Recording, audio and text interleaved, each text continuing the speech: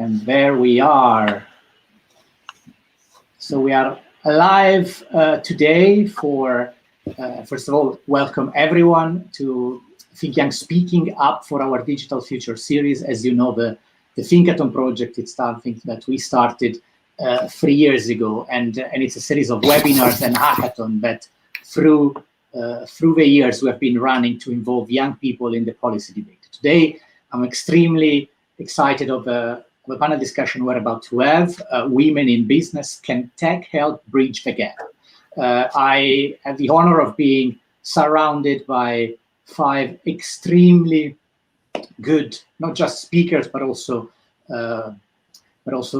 women that are absolutely running and leading the conversation in their different industry. We have people coming from the policy sector, we have people coming from the big companies, startups, associations. So it's really exciting the crowd we have today. I'll try to keep myself at the minimum and let them speak absolutely. Let me do a quick introduction. First of all, we have Amaryllis Verhoeven, which is Head of Unit for Digital Transformation of Industry at the European Commission. And then we have Sofia Benjumea, who is Head of Google for Startups in Europe, Middle East, and Africa. We do have Karina Stan, which is Director of EU Policy and Head of the Brussels office at the Developers Alliance. And we have Deborah Choi, the co-founder at Bosk and co-organizer of Tech in Color. And finally, last but absolutely not least, Francesca Hodgson, co-founder and managing director of Goodbox. Thank you all for joining us and for especially this very important and timely topic.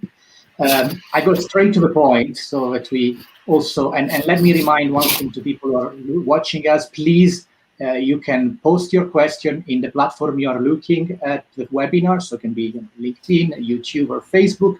You just post your question, and then close to the end of the webinar, then we will be able to post your question up on the screen, and the speakers will be able to reply. Let me start from one number. As you know, at Think Young, we are a think tank. We do some research. We are kind of number nerds.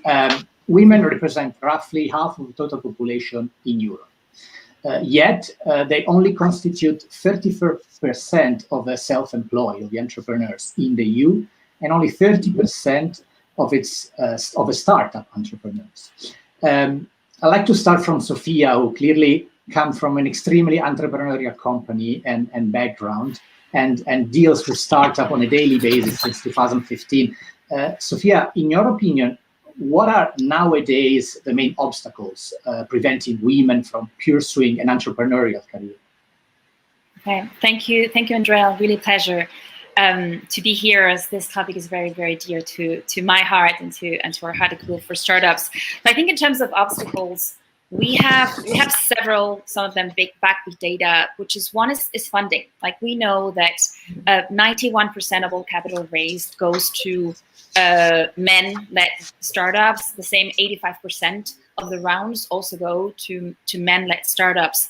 Then there's a lack of role models, and this is why it's so important events like this to actually show that there are amazing founders leading the charge and innovating in the startup world, because this visibility is crucial for the next generation of female founders. I think this is also something that we all need to be very aware of and responsible for. There's also the work-life balance, and I think that the COVID crisis has hit even harder women in tech, women across. So we have at Google, very, very dear to our heart to make sure that the economic recovery leaves no one behind.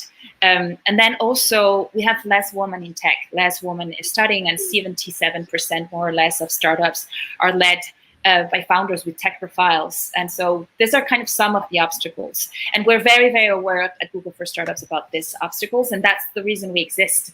Our mission is to level the playing field for founders across the world to make them succeed.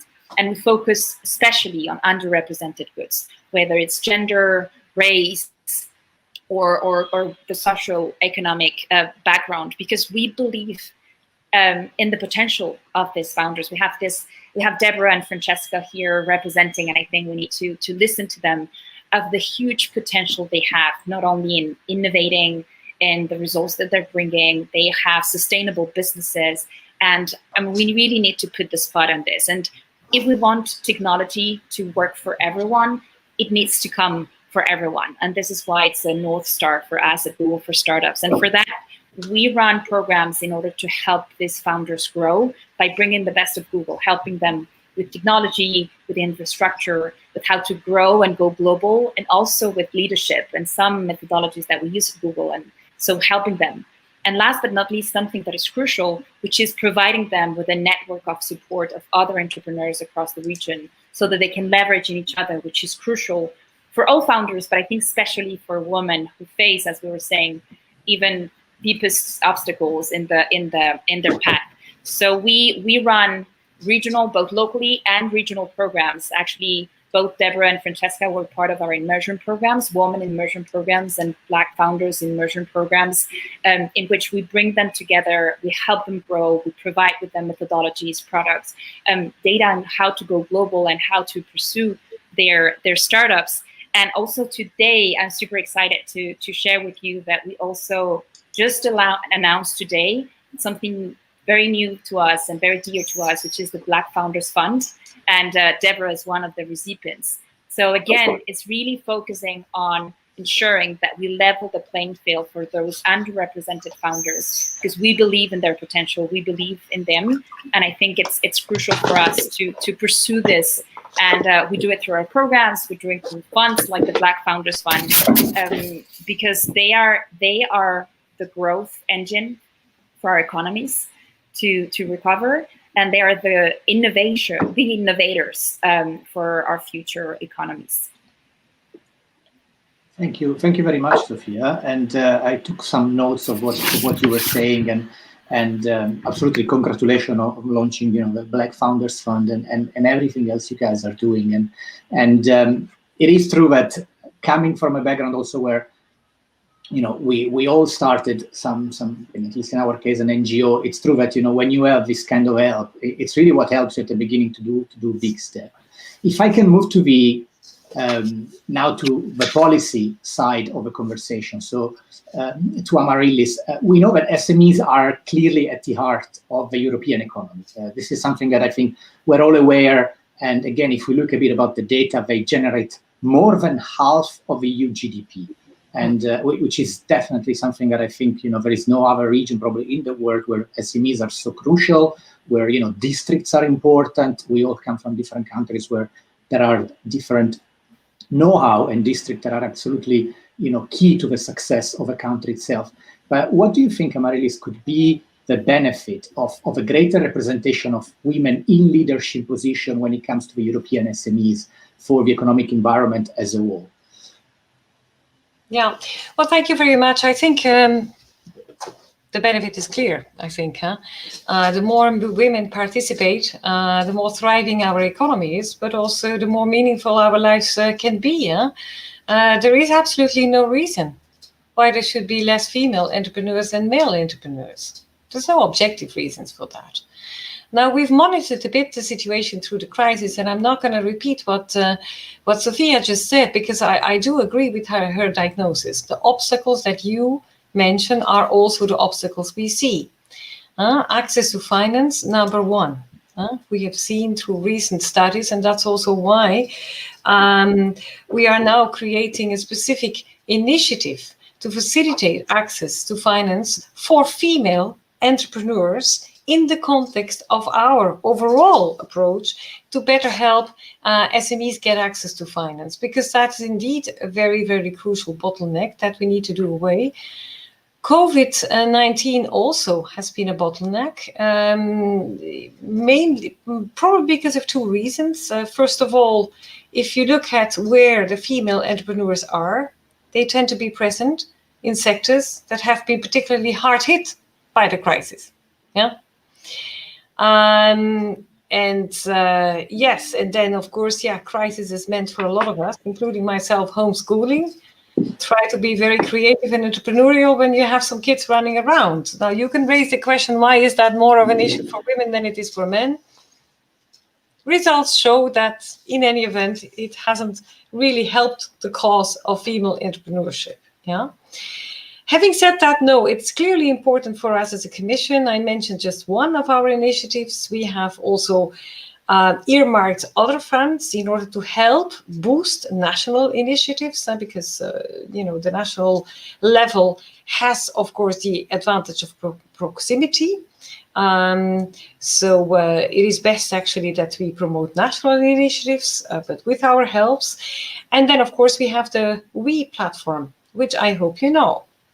Yeah, which is actually the women entrepreneurship platform, which we use as a tool to actually multiply learning opportunities. So yes, very important for us, and happy also to learn how you see things and what you think could be done more.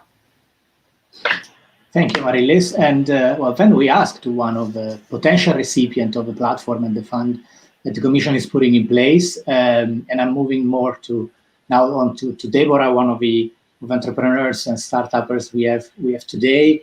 And Deborah, you started Bosk Plans, which I browsed briefly the website when the teams introduced me to you, and it's really honestly super nice, and I invite everyone to go and visit it.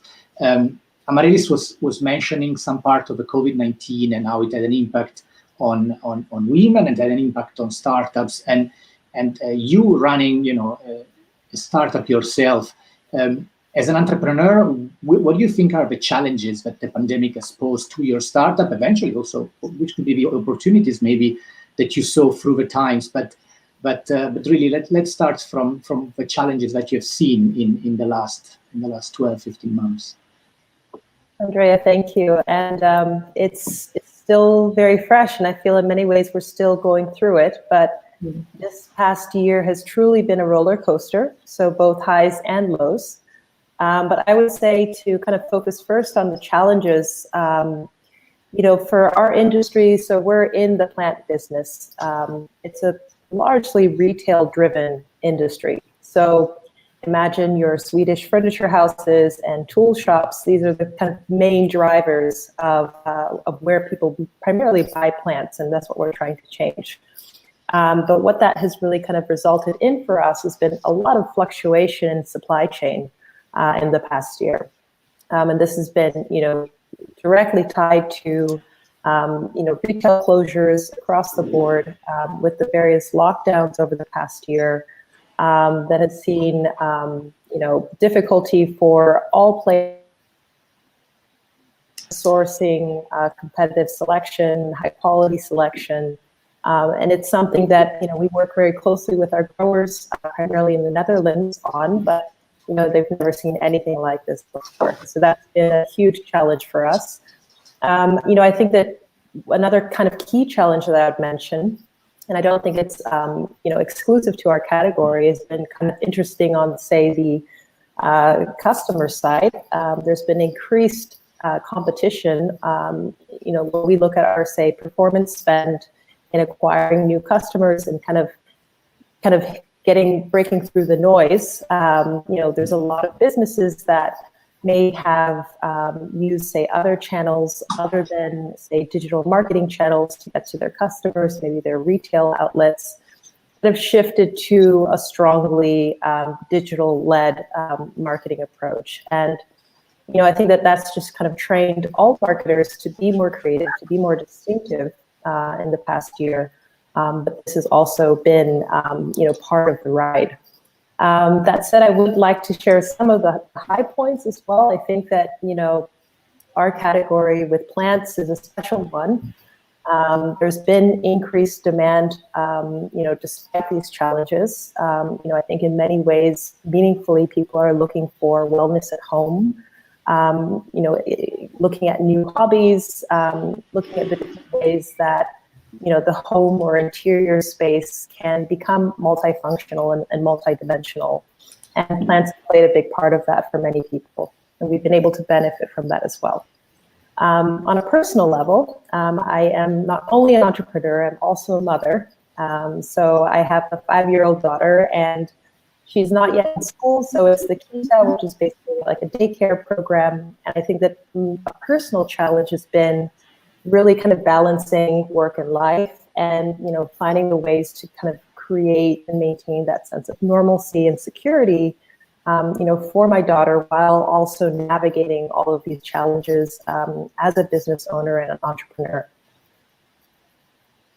Thank you, Deborah. And I think you mentioned a couple of points that many people who probably don't know what's going on behind the scene are not considering. I mean, the supply chain that you said at the very beginning, it's something that, really people didn't know probably how important it was for all our economy, how important, how interconnected we are. And this make me actually help me to have a good link with Francesca, because one of the absolutely behind the scene tools that many of us use, among others, are definitely all the digital tools, which clearly I think they have helped in the last 20 years to really have young people with a laptop and a small website start a company. If you go back 100 years, we needed a lot of capital to start a company. Not everyone could be an entrepreneur. You need money potentially from your parents. And while today it's very simple, very easy. So digital technologies are really helping us in this boost and in this growth. And however, we know that in the adoption rate of certain technologies is not so high, especially in Europe. And what you guys are doing, which is more looking also at NGO and startups. So probably when you look at NGOs, you maybe have a good feeling of who's behind the people who buy and use your services with Goodbox. But do you think that in the adoption, and if you want to say a couple of words about Goodbox, which I think it's a great tool for NGOs, do you think there is a specific problem of a lower digital adoption and uptake among women who are leading small businesses? Thanks for the question. And it's perfect that Deborah introduced the concept of, supply chain management prior to this, because for me, this is a question about resilience and good risk management. And that should never be a question of gender. Technology absolutely has a role to play in preparing businesses and in times of uncertainty. However, the flip side of poorly managed technology, of course, could be an increased exposure to cybersecurity vulnerabilities, and that should not be ignored either. Something that really stood out for me recently was a McKinsey report that highlighted, despite COVID, which has flagged kind of nature and how firms are resilient, it's brought that to the forefront of our minds. The nature of unplanned events, even prior to that, such as earthquakes, terrorism, and cybersecurity vulnerabilities, are far more frequent than we want to envision. The McKinsey report estimated that any business over a decade will lose an average of 40% of a year's annualized profits due to unplanned events. So in terms of SMEs' use of technology versus larger organizations, I think there's always a cost question versus a value proposition that any business owner has to weigh up. However, it is encouraging to see a growing world of SaaS subscription platforms and products which remove many of the barriers to entry for adoption of such technology. I think where the gender divide comes in versus the pandemic, and this was touched upon earlier, was that women have been more adversely affected, as there's still an industry divide when it comes to gender, with more women in services industries, which have been extremely affected by the pandemic, whereas you see tech companies such as Zoom, and they are booming. I hope through education and awareness that in future we don't have such a gender divide amongst industries, and I think we all have a role to making this happen. Just to touch a little bit then on your kind introduction to Goodbox. So we're a technology company established back in 2016, and we help nonprofit organizations with their digital fundraising. Still up until recently and still today, nonprofit organizations rely heavily on cash as a form of donations. So what Goodbox provides is your digital equivalent to a charity cash collection bucket. So instead of dropping your coins in the box, you simply take out a contactless card or phone and you can effortlessly donate to causes around you. We focus a lot with museums and galleries, religious organisations, but fundamentally any non-profit organisation where there was traditional cash fundraising in play can come to Goodbox to work with us to leverage our technology against a SaaS subscription model at an affordable cost to ensure that they can continue to fundraise and make greater connections in our highly digitalised society. Wonderful. Thank you, Francesca. I was aware of Goodbox, but I thought it was definitely important that everyone who's listening to us and the general community is aware of what you guys are doing. You mentioned a McKinsey study. You talk about the importance of digital tools. Deborah before was talking about how, for the plant business, there was, this other side of a coin that actually the thing was, the business itself was growing because people were reevaluating a bit their spaces at home. And I was reading a study from another think tank, which is called Connected Commerce Council. And they clearly were showing how during COVID-19, on one side, yes, the pandemic was bad for certain business, for the one especially who didn't adopt much of digital technology. But as Deborah said, and I mean, not to talk about us, but also this very webinar, the whole idea of the webinars for us started because during the pandemic, we couldn't host events at the European Parliament anymore. And now we do many of them, and and again, the numbers are great, and we're reaching out to a larger audience than we could have ever dreamed.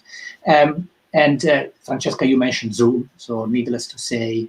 And this kind of, I wanted to ask this to Sophia, because I think, your experience with startup really dates back a bit. And it is even more true for women-led companies that according, to some data, that when you are able to adopt the digital transformation during COVID-19, but also in other, period of life, the startup itself was able to transform itself and even get better.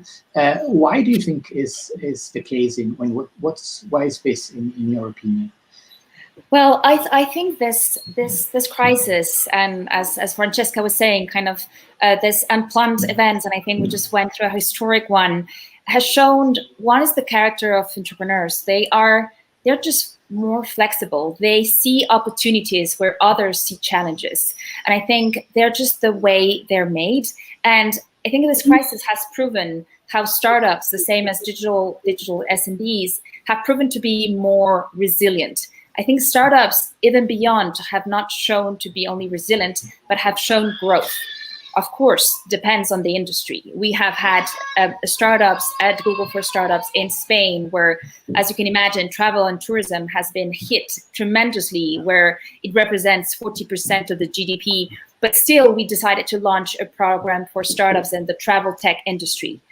95% of those startups are already showing growth, and we're still not packed our hotels, but they're seen. I think the crucial thing about startups, and we have some data from 2020, they created in Europe, the startups from our community, 15,000 jobs despite COVID. They have raised more than 2.5 billion, 10% more than in 2019. So I think data is backing that entrepreneurs, when faced to adversity, and especially those that are tech-based or digital-based, they have shown resilience, they have shown innovation, and they have shown given responses to those challenges. I think, for example, Deborah is a great example of this. Like when the worst first wave of COVID happened, we have many cases of our founders that just stopped, pivoted, and say how their solution could help the situation. Deborah on helping retailers that suddenly had to shut down their shops, and there were no way to get their products to their users. We have had other technologies like Idoven, who is bringing ways like devices to track the heart diseases. Like hospitals were totally collapsed, and people that had heart issues couldn't go to the doctor to just check. So they were bringing their devices home to make sure that they were continue being monitored. So I think this is also something that is amazing about startups, which is they're driving growth, they're driving innovation to solve for those big challenges that we're facing our society, and they're also being agents of digitalization to support SMBs to go beyond, to go further in the digitalization. I think Francesca and Deborah are both amazing examples of this. And I think this is why, and of course, like female founders, one thing that it's even more important about us supporting female founders is that the percentage of female founders that are pursuing high impact entrepreneurship, that are focusing on those industries that really need, that are focusing on green energy, that are focusing on health, that are focusing on economic impact. Biggest percentage of women founders are focusing on these industries. They're focusing on solving what we're facing as a society, as an economy. And I think I'm an optimistic at heart. And I really think that by supporting female entrepreneurs in Europe, we will soon get to the not only economic recovery, but an economic growth, a renovated economic growth. Thank you, Sophia. And I just would like to go back quickly to Francesca, because Sophia, you mentioned, impact startups. There is the whole impact investing, which is coming, which is huge now. And finally, I would say we also read recently how several NGOs were able to actually bring forward topics to big companies, to governments, that probably before it was not so possible, because the general public was not so much in favor of this. But definitely, everything that is happening with the impact funding is really helpful for the recovery, and for a good recovery, if I can say that. And as you said, there has been people during, and especially entrepreneurs and startups, that during the COVID-19 tried not just to think about their own company, but also to help others. And I think, again, Goodbox is probably a good example of this, of how you guys, help other companies, and help NGOs in this case. And how can technology help charities and not-for-profit sector, especially, during COVID-19? How do you think? What's the role of technology? What's the role of Goodbox eventually during this pandemic? Thank you. Well, I think it's really relevant that we've just talked about cause-led companies and solving societal problems. That was really the premise on which Goodbox was founded, and it's allowed us to attract amazing investment. We've raised over 15 million since 2016 to bring these solutions first to the UK market and look at internationalization. And it also allows us access to the best talent. People really do get motivated when working for a company whereby you're driven by the cause and by the impact that you can have, not just in your day-to-day kind of roles in life, but also in your wider society. And that's something that we're really proud of. And that really is our North Star for Goodbox, is about a better world. And, technology certainly can help, of course, but it's never, I think one thing I'd like to flag is it's never a silver bullet.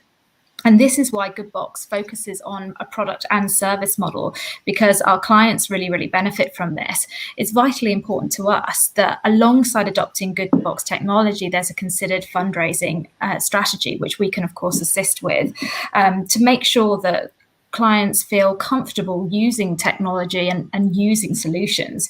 It's why when we founded the business 2016, we created a niche market of our own. There were banks, there were acquirers, and contactless was very prevalent in the UK back in 2016. It's just the iteration and the form of merchant services wasn't appropriate for the needs of fundraising. For example, when you look at a standard payment machine, there's no way of communicating with people about what it is that you're fundraising for. There are various features which don't allow you to effortlessly donate on a single tap. So this is why Goodbox went about developing its own hardware and software proposition specifically for fundraisers. And that's why we get the results that we do for our clients. So it's really important, going back to that SaaS subscription model, this product plus service offering that Goodbox provides, that we've been able to create technology and bring it to market in a commercially viable way that does have impact. And we put a lot of effort in behind the scenes. And that really goes, a long way to stipulate why we've had to raise so much investment up until this point. Of course, we've been hit by COVID.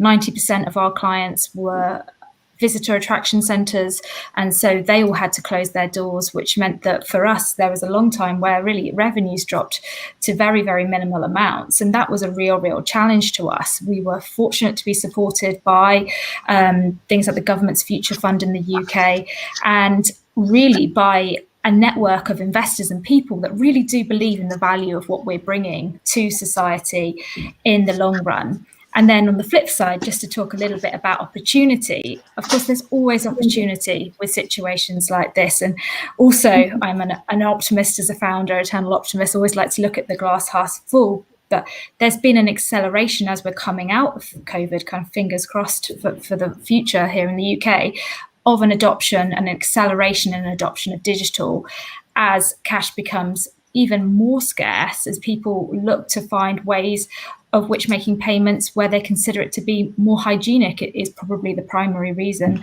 that people are adopting the use of our contactless donations, possibly faster than they would have done pre the pandemic. Thank you, Francesca. Let me move over to Karina and also move. I think we have touched upon several topics. When it comes to women in business, we've touched upon the pandemic clearly because it's with us, and gender gap, family, and now Karina, from your position, at director of a developer alliance. You clearly talk on a daily basis with a lot of tech companies. I think you read a lot of dossier, Brussels-based, I imagine a lot of probably legal documents as well. But I think you also have probably the feel and the sense of technology, of a gender gap. I mean, let's face it, IT was traditionally, probably still is a bit, a very a male-dominated industry in which, when we clearly see from data, when women join, when we have heterogeneity in teams, the results are better. How important do you think, the role of technology is, not just in technology company, in general, to improve the gender gap, to make sure that, starting from education to the world of work, that we can, support gender equality in business? Yeah, thank you. That's a great question. So technology is a great enabler. Sometimes we take technological progress for granted. If we take a moment to recognize, how many things we can do, even with the cheapest smartphone or laptop.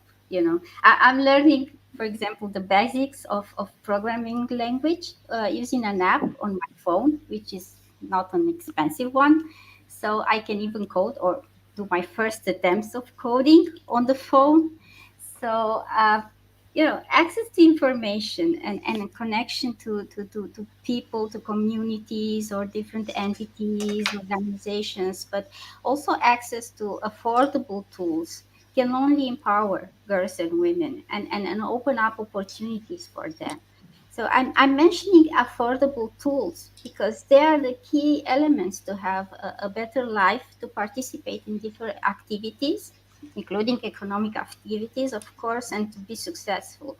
And they range from access to online classes, different educational digital tools, to access to marketplaces, very important, to various online platforms, various business tools.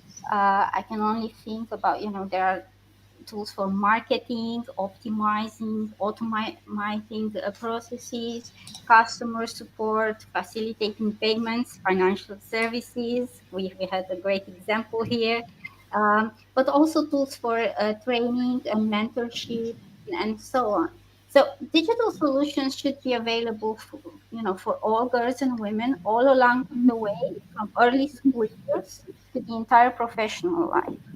And digital skills are essential for women. And it's more than learning how to use devices or to access online platforms or digital tools, but it's also how to utilize them in a strategic manner, building an entrepreneurial mindset.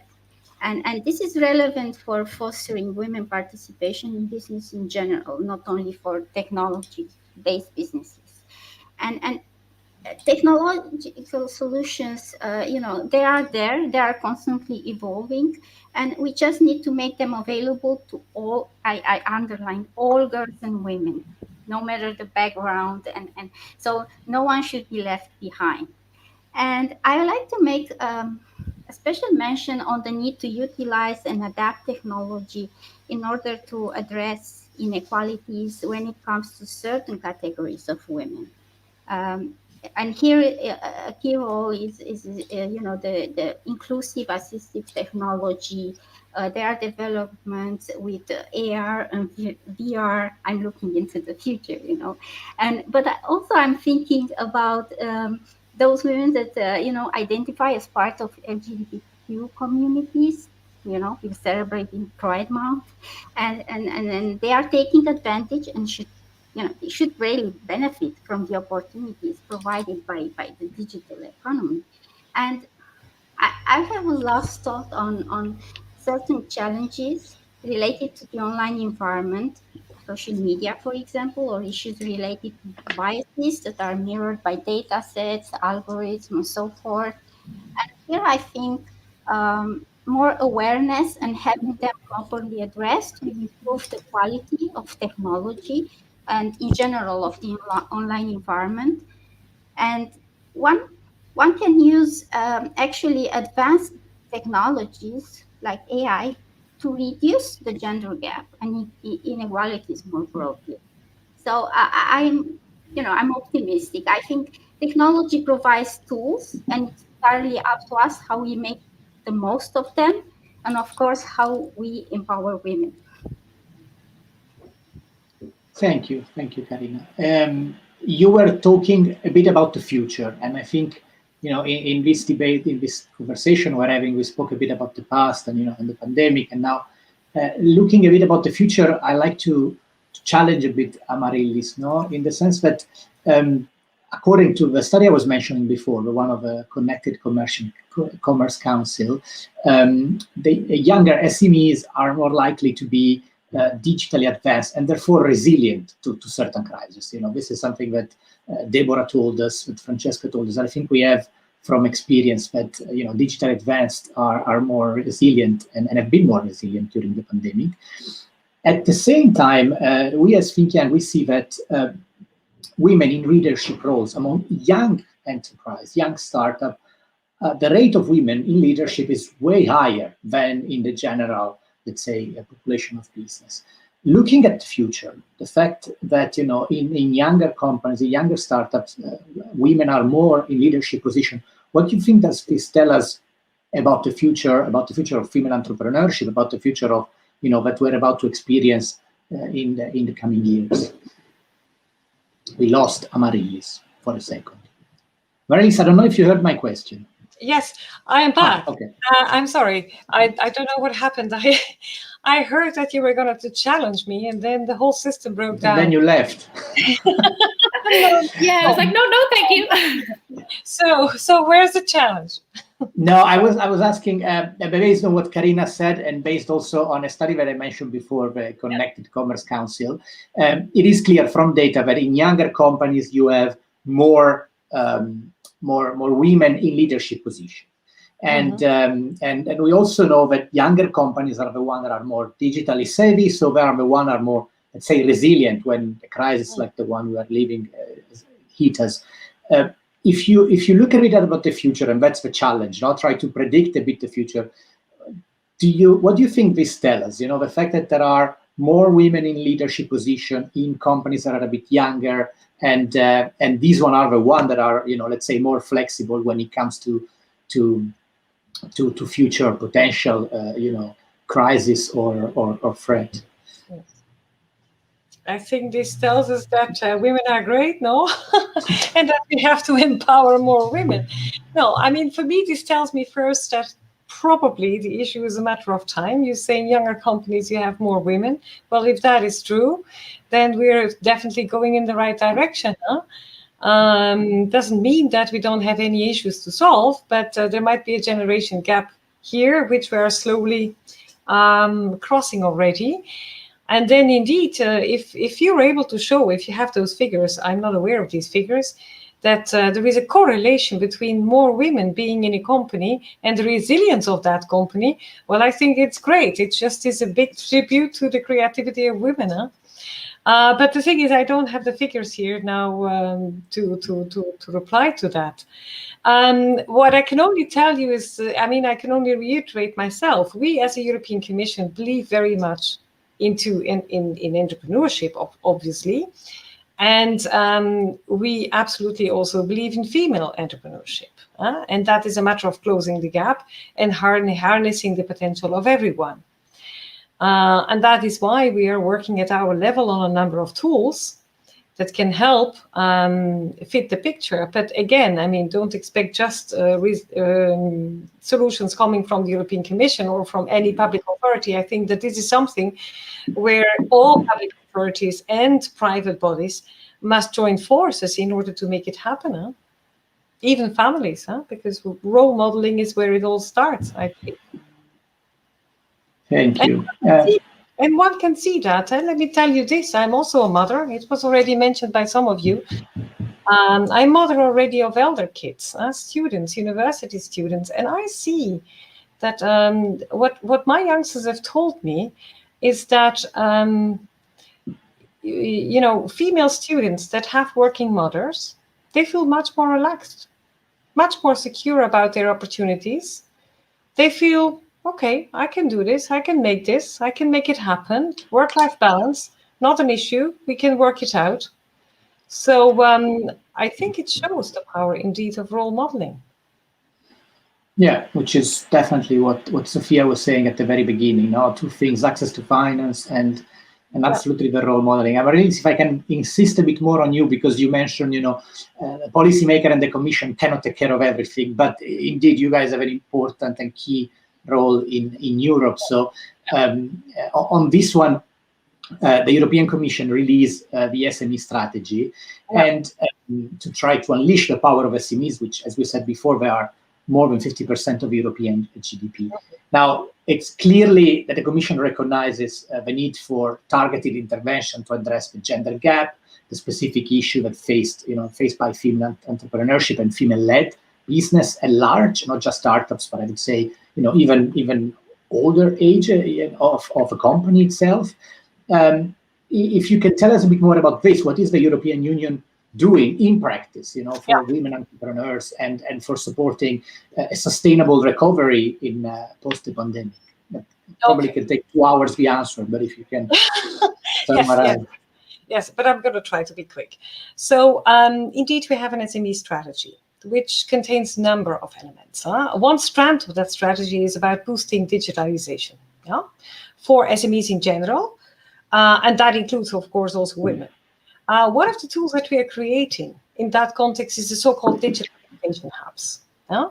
These are basically local hubs, but created in order to help young entrepreneurs, including female entrepreneurs, in their first steps. And that is now being rolled out. This is just one example.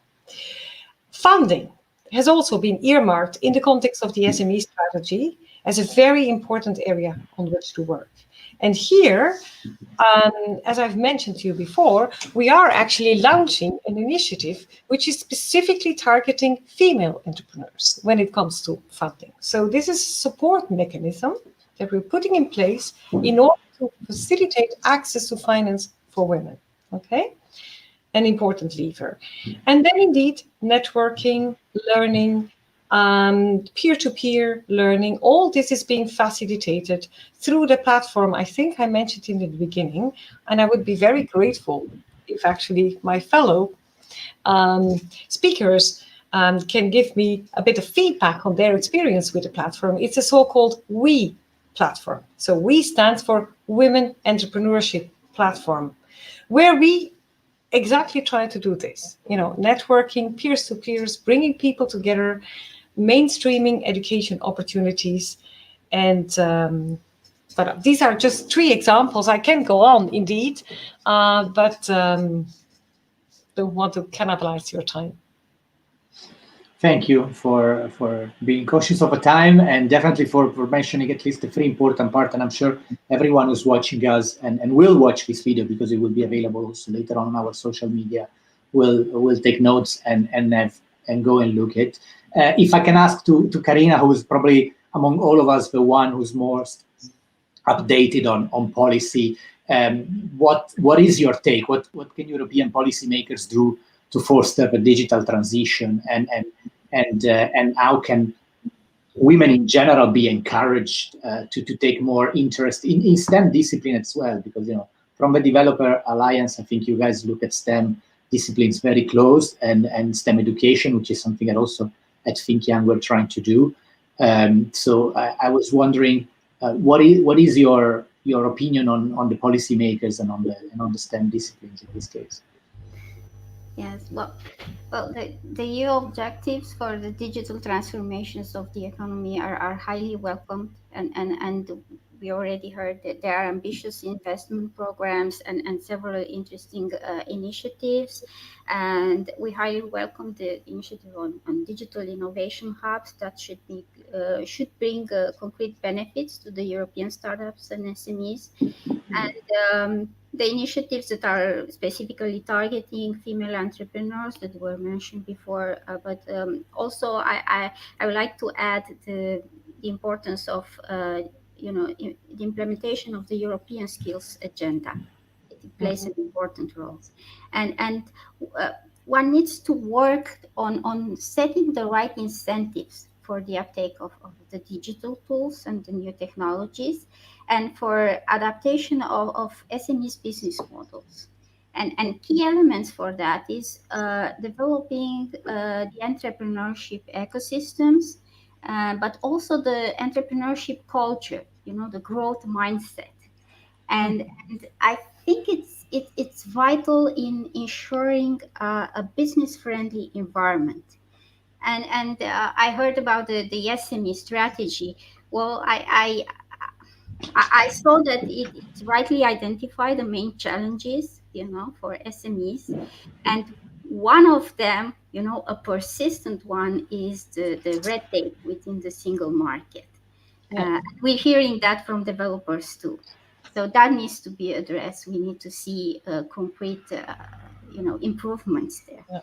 And another important aspect is equal access to the right information and tools, and especially orientation, mentorship in critical moments, such as the final years of an education cycle, when entering the labor market, or when starting a business, or in critical decisive moments for career or business growth.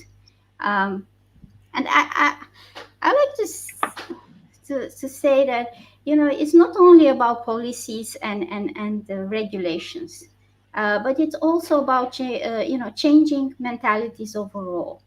From the education system to different working environments, and basically in the whole daily life. And girls and women are encouraged when they see everybody has really the same opportunities, and when their intellectual capacities, their potential are fully recognized. So even, let's say, the right policies in place, there are the best recruitment strategies, and there are transparent procedures and so on. So they should feel welcomed, empowered, and not undermined by discriminatory attitudes. So I'm speaking about simple attitudes. Sometimes even a discreet gesture can have a significant effect on a woman's self-esteem. So unfortunately, that's still, it's a societal challenge, and even here in Europe, I mean, and in general, and in all economic areas, not only in the technology sector, we can see that. So what we need, I think, we need more positive educational and professional experiences, and we need to address gender stereotyping and discrimination. We need to be perseverant in that. And the lack of role models was mentioned, fully agree. And yeah, we need to, recognize and give more visibility to women.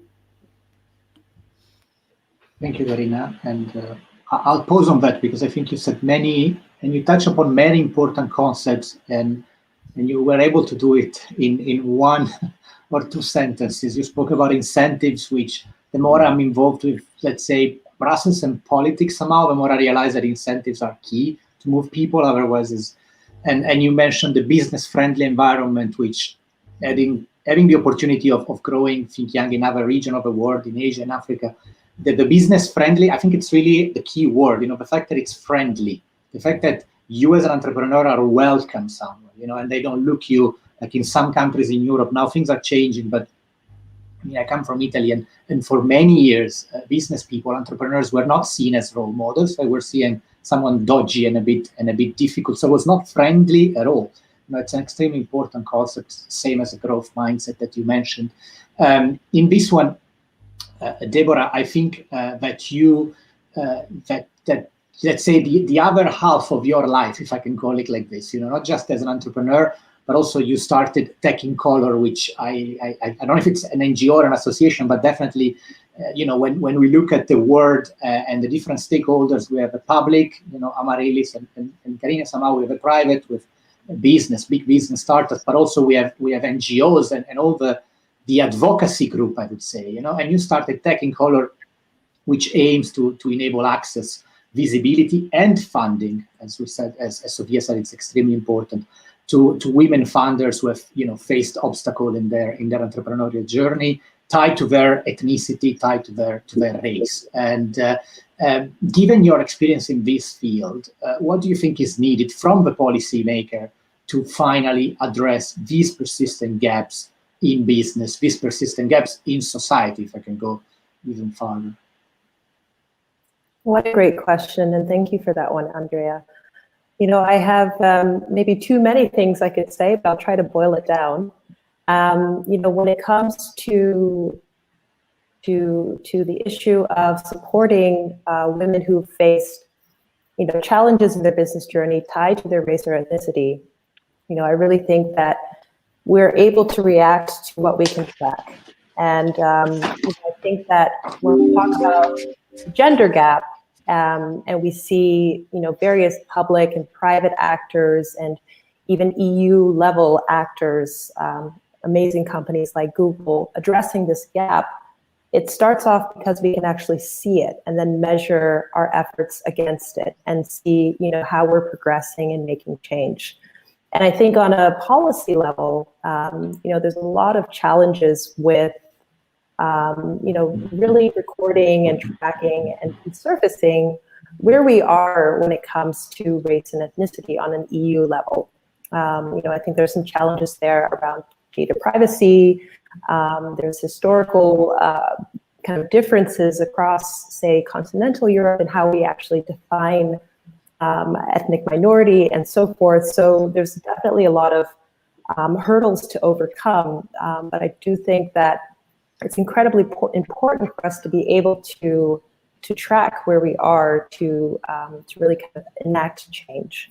That said, you know, I think that, you know, on a pragmatic level, you know, when we talk about founders who are underrepresented, we're also often talking about founders who are, say, maybe migrant founders or coming from third countries. And myself being a Nigerian American, now running a business in Germany, there was a huge learning curve to overcome, and just simply understanding, you know, what's step 1, 2, and 3 in actually forming a business here.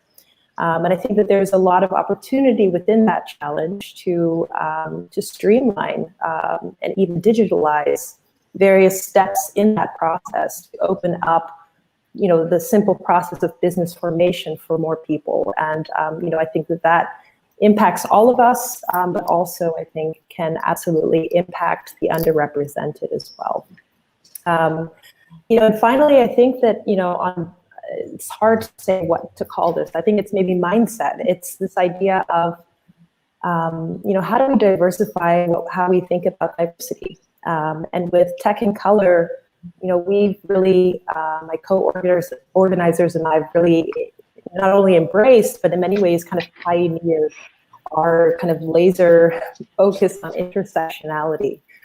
This idea that, you know, we are all hyphenated, and there's different ways that our, say, various identities can, you know, can lead to bias or lead to obstacles in our journeys. And you know, I think that when we talk about, you know, women entrepreneurs and women business owners, we have to find ways to also support women who are business owners that are mothers, that are migrants, that are neurodiverse. And I think that it's really this difficult process to take, but absolutely a needed one for us to be able to really serve all women So that's me trying to keep it short.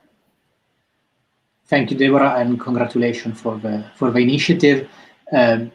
Speaking about an important cause, you might have noticed that our logo has changed through the webinar. It is Pride Month, and I'm very proud that at Think Young we are definitely also supporting this very, very important cause from many different point of view, many different battles. Opening up to our audience, I know there are some questions from the different platforms, and if you have not written or asked your question on the platform where you're watching us, please just type it in and it will be show up. We still have, I would say, a good 8, 9, probably 10 minutes if the speakers are so kind to stay a little bit more. So I am asking my team who's working on this in the background if I can put up the first question. And that's from LinkedIn, where Sylvia asked what best practices can be leveraged for gender and diversity mainstreaming, and what role will gender-sensitive and gender-smart initiative play in post-pandemic recovery? Okay, that's an important question and quite a big one. I don't know who's addressed to, but is there anyone who wanna take over the question from Sylvia? Which are the best practices that can be leveraged for gender and diversity mainstreaming?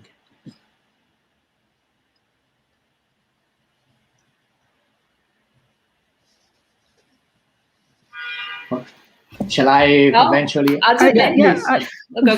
Go, Francesca, go. No, I was just going to say, I think it's a really great question. And it's still, when I try and do like recruitment, I still find it exceptionally hard to get a diverse candidate pipeline. That's something that's really noticeable, particularly at senior level roles. And so I think you just have to try a bit harder at this point in time. There are specific recruitment networks that cover a whole range of kind of diversity topics. And it's definitely worth putting the extra effort in to make sure that you're building a diverse candidate pipeline. Diversity is shown to have really significant positive impacts on businesses. It'll allow you to better understand a wider reach of consumers. I think at the moment we have to try a bit harder, and I think it's definitely worth it. And fundamentally, I hope that in the future that we are starting younger from an educational level, and that actually we're educating people of the future to appeal to a wider network of roles, and it's not so gender stereotypes that boys do go and do computer science, for example. I hope that we can start that, so our future generations, it's not so challenging to make sure that you are recruiting widely, but it's so important. So thank you for the question. Thank you, Francesca. Next question. What do we have? Ahmed Zoutberg, this is from YouTube. Hi everyone, really enjoying the webinar so far. Thank you, Ahmed. Speaking of tools and the obstacles for women in this field specifically, would you happen to know any more network groups or organizations for women? Here, I guess we probably have, you definitely must have some names, or you can point, Ahmed, to that you have come from your experience. Who would like to take this? Well, I can start. I think that more than the question and coming up with some numbers that I think, some names, I think it's the power of the network. And I think this question is it's very, very important for you to ask and to ask for which is this group, this network that you can belong. Because I think the power of community at Google for Startups, we help individual entrepreneurs to grow, but always with this layer of community and creating a network so that they can help each other. And I think when we're talking diversity, it's especially crucial.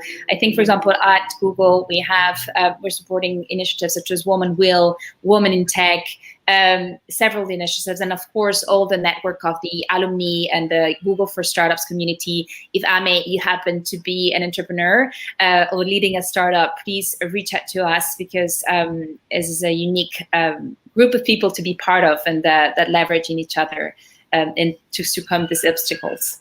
I don't know, Karina, if you can just also share some more based on developers.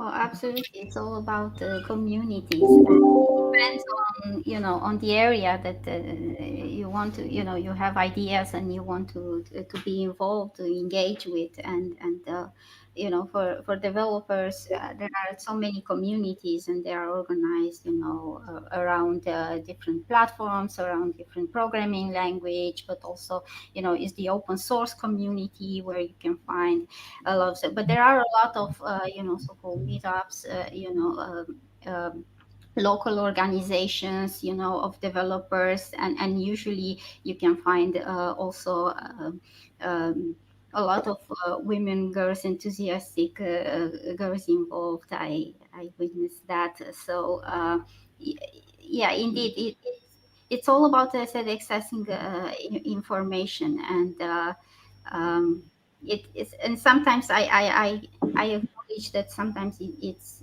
it's hard to find the right information, but as I said, it depends, and don't be afraid and advise to ask, you know, because it all depends on to ask. And also, I saw a great example lately, you know, if you don't find anything that is fit for you, maybe it's just a sign that you could start a network in the community.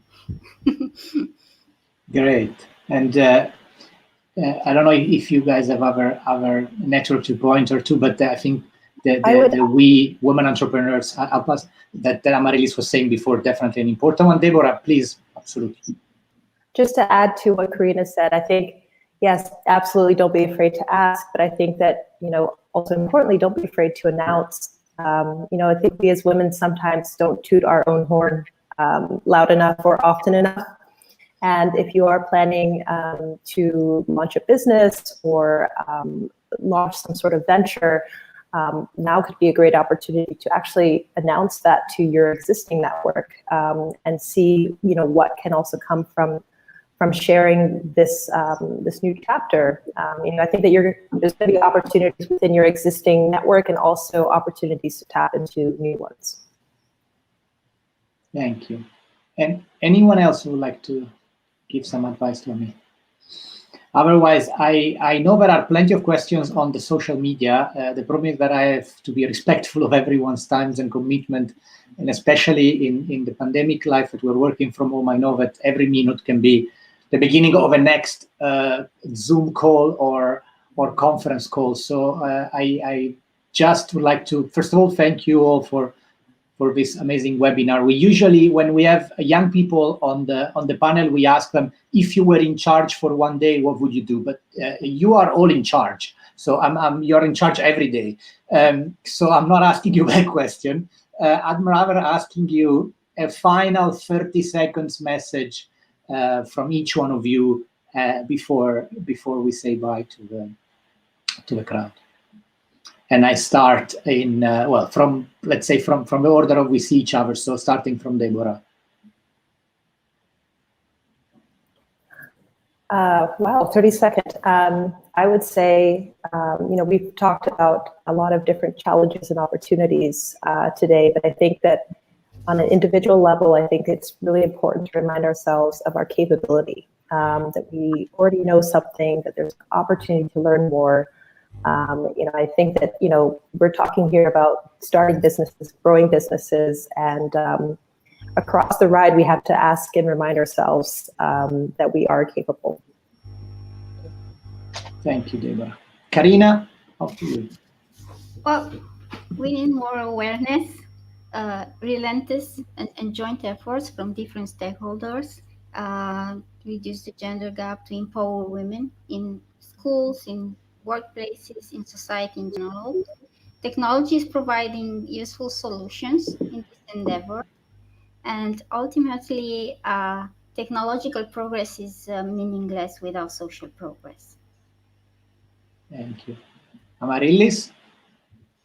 My message would be, let's seize the opportunity of the crisis of which we are trying to recover now, and we are definitely recovering, to do something better and bolder and build our futures, use the digital tools we have, but in particular, believe in ourselves, empower ourselves, and go for it. And we can. Thank you. Francesca, up to you. Well, I was really encouraged by Amaryllis's comments earlier that her children are inspired working mothers, because I too am a mother too, and they are often my greatest source of inspiration. So, Karina, you touched upon women not feeling confident. That's, commonly known as the imposter syndrome.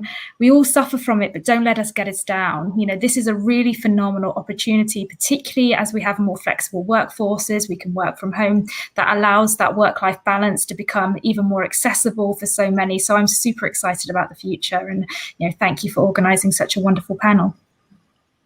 Thank you, Francesca. Sophia, we started with you, the first question, and by coincidence, you get to have the last message and the last word. So I think it's two different messages. One is I understand that we have a very young audience. So I think for one is trying to send an inspiring message. We have here two amazing entrepreneurs, Deborah and Francesca. We talked about the power of role models. So I'm just sending this message of, I think we're entering the era of entrepreneurship. They've shown to be more resilient to the crisis. They've shown to come with opportunities and solutions to the crisis, and they made it. They're both female founders at the head of tech startups. They're on top of it, they're mothers. If they're made it, you can make it.